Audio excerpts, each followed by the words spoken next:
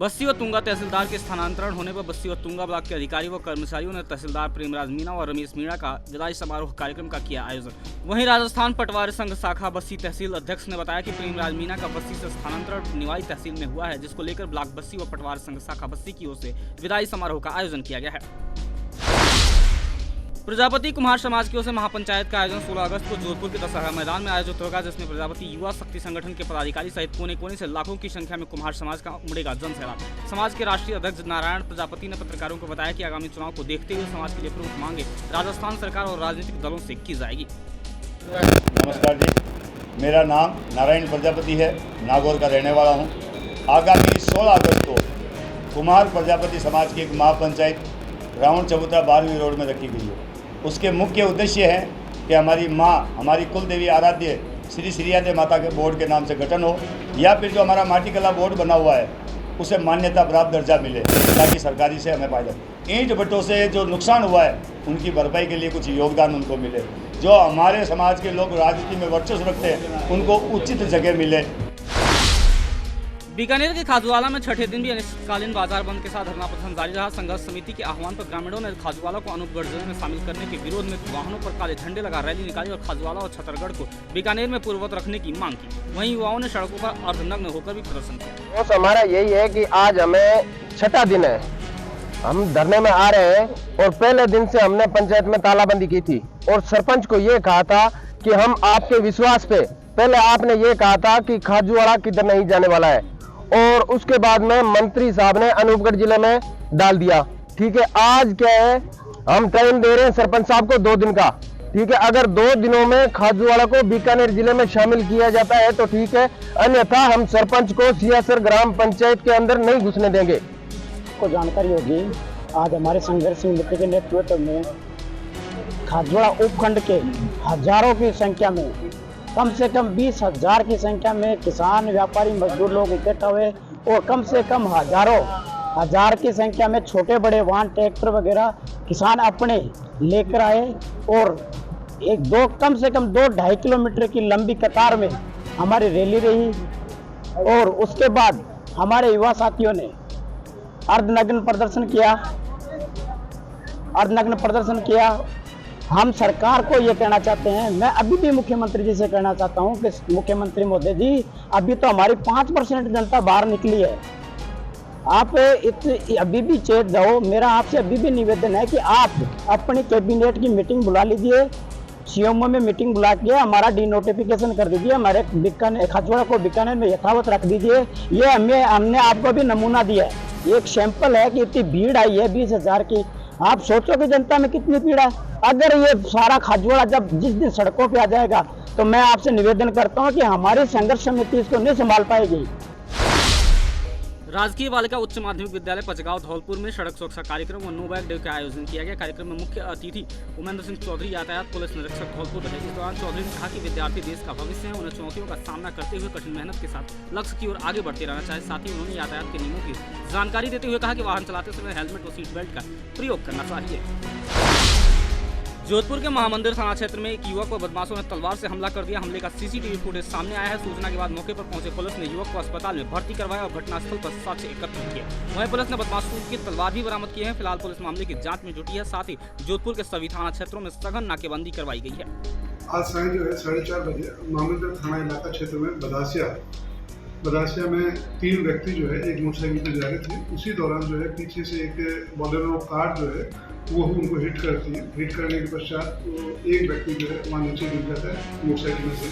2 व्यक्ति जो है वहाँ से गलियों में भागकर अपने आप को बचाते हैं। जो व्यक्ति नीचे गिर जाता है उसके साथ जो है कार में आए व्यक्तियों द्वारा, बदमाशों द्वारा उनके साथ मारपीट की जाती है, जिसमें कि वो काफ़ी जख्मी हो जाता है। उसको हमने हॉस्पिटल भिजवा दिया गया है, खतरे से बाहर है, उसका इलाज चल रहा है। और जो बदमाशान है उनके लिए उनकी शिनाख्त की जा रही है, साथ ही उनकी तलाश की जा रही है। टीमें जो है गठित कर दी है, लगातार उनका पीछा कर रही है, जल्दी हम उनको दस्तयाब कर लेंगे। नागौर के डीडवाना क्षेत्र में हाईवे पर बस और कार में जबरदस्त टक्कर हो गई, जिसके बाद 7 लोगों की मौके पर ही मौत हो गई, जबकि एक बच्चा और एक व्यक्ति गंभीर रूप से घायल हो गए, जिन्हें डीडवाना के राजकीय बांगड़ अस्पताल में उपचार के बाद जयपुर रेफर किया गया है। बताया जा रहा है कि सभी मृतक सीकर जिले के निवासी हैं और एक ही परिवार के सभी लोग एक शादी समारोह में शामिल होने के लिए सीकर से नागौर जा रहे थे, तभी यह बड़ा हादसा हो गया। वहीं विधायक चेतन डूडी ने भी मृतकों के परिजनों के प्रति अपनी संवेदना प्रकट की है। आज शाम को खुनखना थाना इलाके का वाडड़ी गांव है। उस गांव के रोड के ऊपर इधर से सीकर से वैन जा रही थी। वैन के अंदर 9 लोग सवार थे और बस सामने आ रही बस से टकरा गई, जिससे उसमें ऑन स्पॉट 7 लोगों की मृत्यु हो गई और एक बच्चा और एक अन्य इंजर्ड जो है वो घायल हैं, जिनको अभी जयपुर रेफर किया गया। देखिए, जैसे ही पता लगा एक्सीडेंट हुआ, वहाँ पे हमारे प्रेमाराम जी जो प्रधान प्रतिनिधि है उन्होंने उनसे संपर्क किया। तुरंत प्रभाव से उन्होंने अपनी गाड़ी से जो इंजर्ड थे, सीरियस थे, उनको अपनी गाड़ी से भेजा। एक बच्चा था, ऊपर वाले ईश्वर का शुक्र है कि बच्चा ठीक है। बाकी जो बेहद खतरनाक एक्सीडेंट हुआ, 7 लोगों की मौके पे मृत्यु हो गई और गाड़ी को अगर आप देखते हैं तो बुरी तरह से गाड़ी क्षतिग्रस्त हो गई। बस के साथ भिड़ंत हुई है। यहाँ पे जो इंजर्ड आए थे उन लोगों को प्राइमरीली जो फर्स्ट एड या जो चिकित्सा देनी थी वो डॉक्टर ने देखे उनको रेफ़र कर दिया है। यहाँ पे बॉडी जो है उनको मॉर्चरी में रखा है। सुबह जैसा परिवार चाहे उस ढंग से पोस्टमार्टम हो जाए और उसके बाद में परिवारजन लगभग यहाँ पे जो रिश्तेदार है हमारे बीच में मौजूद है, इनसे बातचीत भी हो गई और सर यहाँ पे जो हम लोग कर सकते थे वो सारी की सारी व्यवस्था की गई। अब हादसा है, इसके अंदर जो हुआ उसको हम तो यही ऊपर वाले से, भगवान से, मालिक से कामना करते हैं कि परिवार जिनके साथ ये घटना हुई है उनको मजबूती दे, इस हालात से लड़ने की क्षमता दे। चाकसू के कोट के मोहल्ले में पुलिस ने नकली घी बनाने के कारखाने पर कार्रवाई करते हुए मौके से तैयार नकली घी सहित पैकिंग के रैपर, खाली डिब्बे जब्त किए हैं। चाकसू थाना अधिकारी कैलाश दान ने बताया कि आज जयपुर कमिश्नरेट उत्तर की डीएसटी टीम ने जालूपुरा में नकली घी बनाने के कारखाने पर कार्रवाई करते हुए नकली घी सहित पैकिंग का सामान जब्त कर कारखाने के मालिक विष्णु कुमार गुप्ता को गिरफ्तार किया है। नकली घी को लेकर एक कार्रवाई की गई है, किस प्रकार से? कल रात को डीएसटी पूर्व इंचार्ज द्वारा दिल्ली टेलीकॉम बताया गया, उन्होंने जागरूकता कार्रवाई की है। उसमें यहाँ चाकसू में नील अग्रवाल कोर्ट का मजाक लगने वाला है, उसके घर में उसका बड़ा बेटा, इस पर वहाँ चेक किया तो उसके घर में वो सब कुछ मटेरियल मिला। लगभग फिर उसको रसद विभाग वालों को सूचना वो आए, उन्होंने अपनी कार्रवाई की। उसके बाद उसमें लगभग 15 लीटर के आसपास तो जो बनने वक्त था, बाकी रॉ मटेरियल था, खाली डिब्बे थे, खाली पेपर्स थे, अलग अलग कंपनियों के ब्रांड के अलग अलग सील पैकिंग की मशीनें। स्वतंत्रता दिवस के मद्देनजर रेलवे पुलिस अलर्ट मोड पर आ गई है। श्रीगंगानगर रेलवे स्टेशन पर रेलवे सुरक्षा बल के इंचार्ज अरविंद जाखड़ और राजकीय रेलवे पुलिस इंचार्ज धर्मपाल लेघा सहित स्टाफ ने सुरक्षा व्यवस्था हेतु रेलवे परिसर व रेलगाड़ियों में चलाया सघन चेकिंग अभियान, जिसके तहत यात्रियों के बैग, सूटकेस आदि खोलकर जांच की गई। यात्रियों के सामान की चेकिंग करने के साथ साथ उन्हें संदिग्ध वस्तुओं और व्यक्तियों से सावधान रहने के लिए किया गया जागरूक।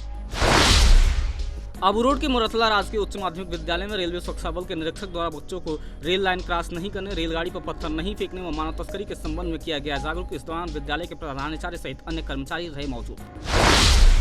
श्रीगंगानगर रेलवे कॉलोनी वासियों को 12 दिन में तीसरी बार पीने के पानी के लिए परेशानी का सामना करना पड़ा। रेलवे प्लेटफॉर्म पर भी कमोबेश यही हाल है। वहीं इलेक्ट्रिक इंजीनियर परमानंद ने बताया कि वाशिंग एरिया वाले पंप सही है, लेकिन आरओ के लिए जो पानी सप्लाई किया जाता है वह एकमात्र पंप जल गया है, जो लोड होने की वजह से ऐसा हुआ है। देर शाम तक इसके ठीक हो जाने की पूरी संभावना है।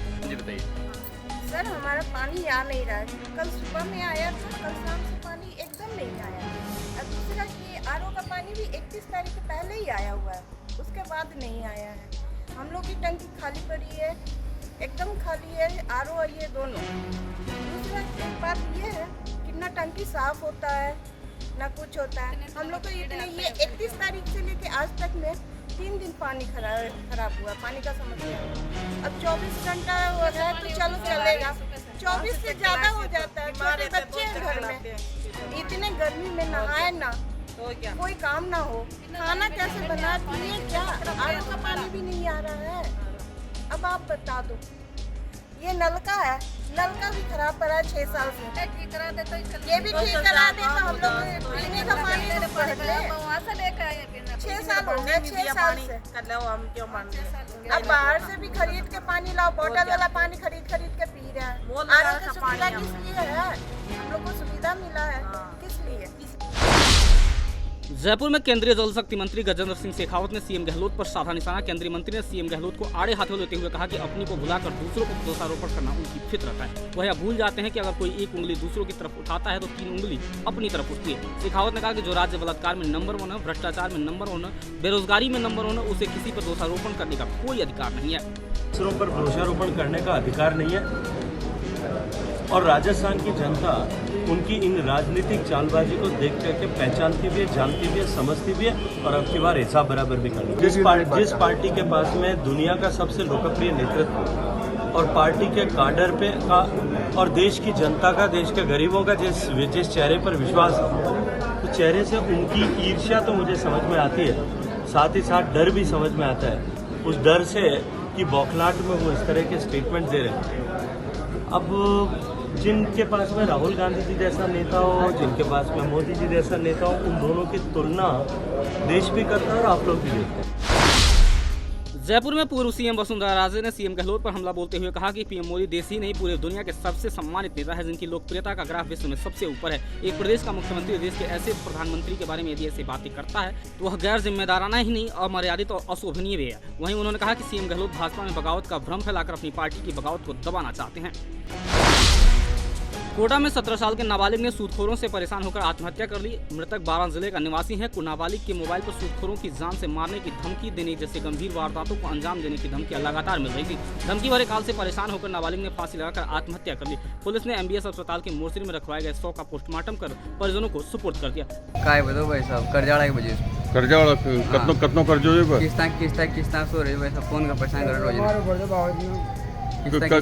कतनो कर्जो है वो 2-2.5 लाख रुपये, 2-3 लाख रुपये पूरा कमा। ये उम्र काई ची तारा पाएगी 17 साल, तो 2-2.5 लाख को कर्जो हो गयो। हाँ मतलब फैमिली पापा सबके साथ तो इतना पैसा किस ले मिल जा किस्ता ले रखी टीवी भी तेरी है, किस्ता उठा रखी। तो परेशान करता होगा? परेशान करे रोज नहीं।